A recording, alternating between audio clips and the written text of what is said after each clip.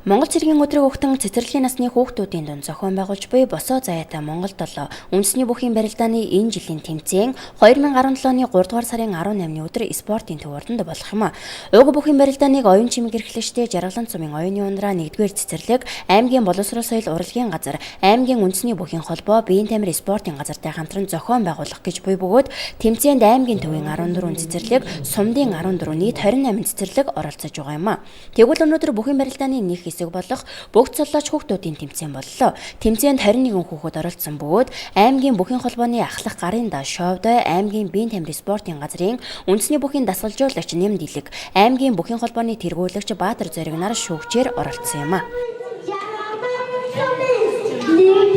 Анх энэ барилдааныг зохион байгуулахад Ховд аймгийн Жаргалан цумын хүрээнд зохион байгуулж байсан бол өнөөдөр бол аймгийн 17 сумын ерөнхий боловсролын сургуулийн өмнөх насны хүүхдүүдийн дунд зохион байгуулж өнөөдрийн байдлаар бол Ховд аймагт үйл ажиллагаа явуулж байгаа 30 цэцэрлэг бол бүгд ирж оролцож байна.